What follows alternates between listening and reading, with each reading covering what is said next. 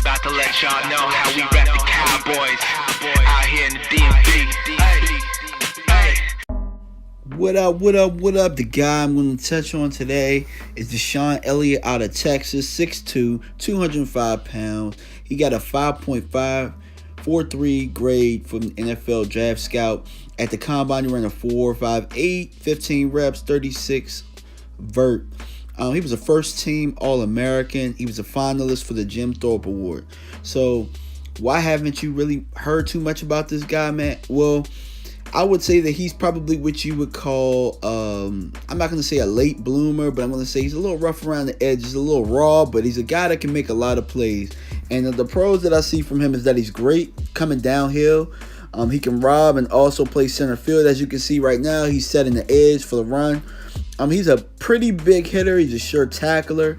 He had 6 interceptions last year, so a lot of interceptions fell in his lap. And as you can see right here, he's taking away the post in the middle of the field to help with the coverage sack.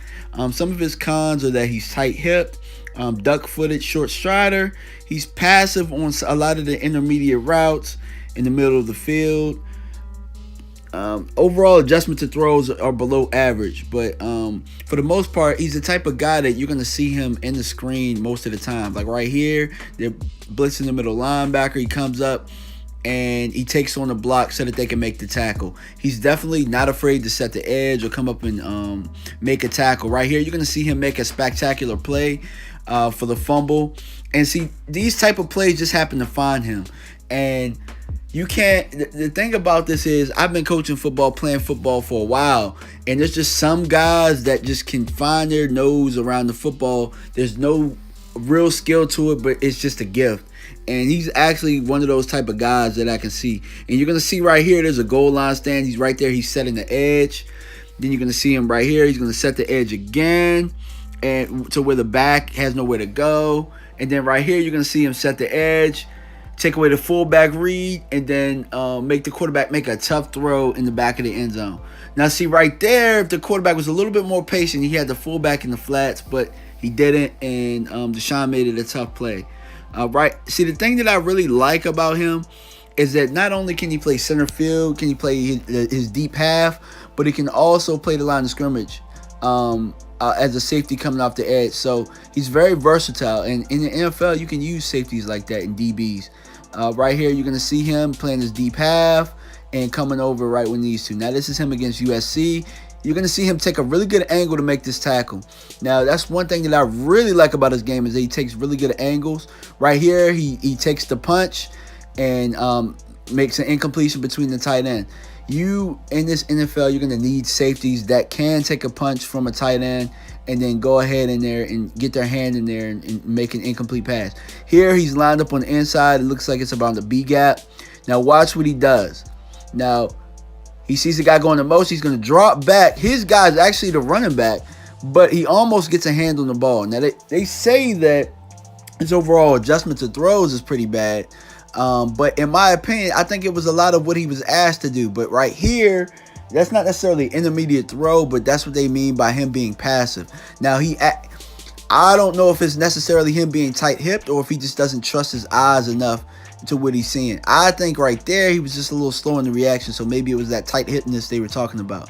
Right here, he's in the back in the end zone. He comes up and he makes a run stuff and play against one of the top players. Now, I don't know if you guys have noticed, but when you're watching this film, you're seeing him against 2 of the top quarterbacks. You had Mason Rudolph in the Oklahoma State game, and you got Sam Darnold here. And in this game against Sam Darnold, he actually picked him twice. Here, he's got his deep half, and you're going to see him come up and make the tackle. Now, here, he's coming off the edge. He's going to come down the line. That's one thing that I really do like about him. As I said, he takes really good angles, but when he is on the outside, he comes straight down the line like he's supposed to. Right here, you're going to see, man, Deontay Burnett just made a hell of a play. He got behind him on that play, and sometimes that's going to happen. I'm not saying that that's a great thing. To me, in my opinion, Deontay Burnett is one of the better receivers in the nation. He's very slept on. And right here, he's just going to find a hole in the zone. And that was actually Deshon's fault for getting turned around. But you might want to call that bad technique, where he turned around and Burnett just got behind him.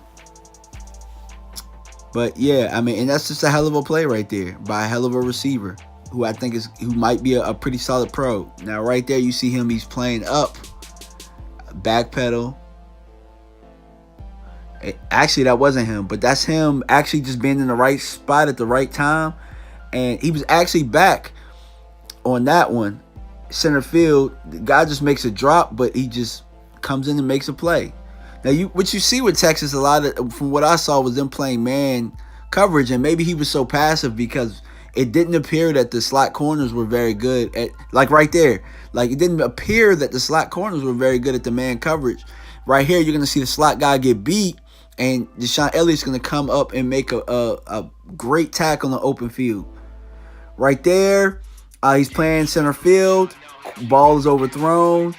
He makes a play on the ball. So he picked Sam Darnold not once but twice in that game. And Sam Darnold might be the #1 pick in the draft.